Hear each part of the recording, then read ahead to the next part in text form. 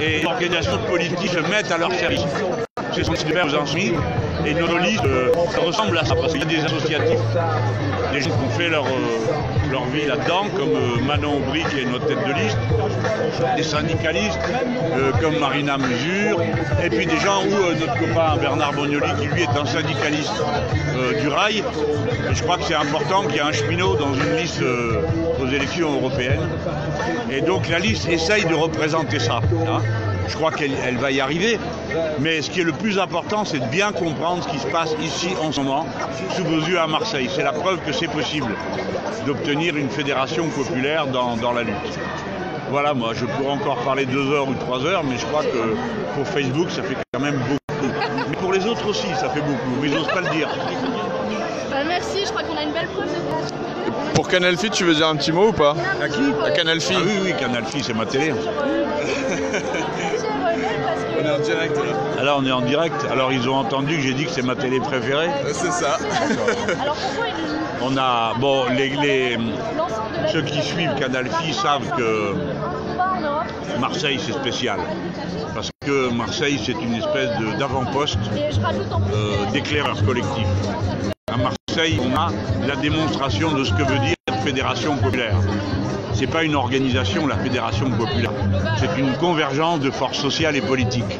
Alors excusez-moi, c'est encore du jargon, mais on comprend mieux de quoi il s'agit.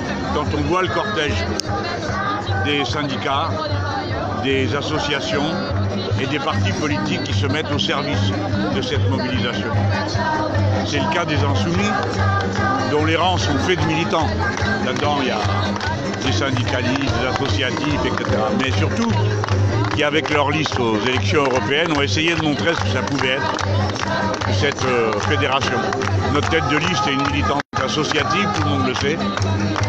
Et puis, là, ici, on a Marina Mesure, qui, elle, est une syndicaliste de niveau européen et mondial, sur les thèmes du travail détaché. On a Bernard Bognoli, qui, lui, est un cheminot. Je crois que c'est important qu'il y ait un cheminot qui rende compte de ce qu'a été la lutte terrible des cheminots il y a encore quelques mois, comme une corporation de service public qui a été massacrée par le pouvoir macroniste. Mais alors il y a un petit mouvement parce que là j'ai un beau foulard, je le porte aujourd'hui, c'est le drapeau de la République espagnole, parce que hier il y a eu des élections libres en Espagne et bon, le travail n'est pas fini là-bas tant que la République n'a pas été rétablie. C'est bon, je reviens à mon affaire. Donc fédération populaire, c'est ça que ça montre. Donc pratiquement tous les meneurs du mouvement aujourd'hui, du mouvement La France Insoumise, sont là à Marseille pour marquer cet ancrage. Et tu vois, en plus, nous au passage, on fait une démonstration, nous les Insoumis marseillais. Il y a 2 ans, on n'existait pas. Aujourd'hui, on est une force de masse et nous sommes vraiment le peuple qui se constitue en mouvement politique. Le gars qui tient le micro et le téléphone, c'est un toubib, un jeune toubib. À côté de moi, il y a un juge administratif qui est sur la liste aussi. Là-bas derrière, sur le camion, tu vois une dame, elle est venue insoumise, elle défendait les locataires de sa barre d'immeuble contre la maltraitance que leur faisait subir l'office.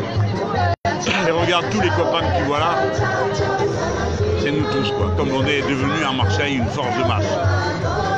Alors comme ici, ils passent leur temps à me demander si je vais être candidat, comme si c'était la clé de tous les problèmes. Tu sais, tu veux des cadeaux, appelle le Père Noël.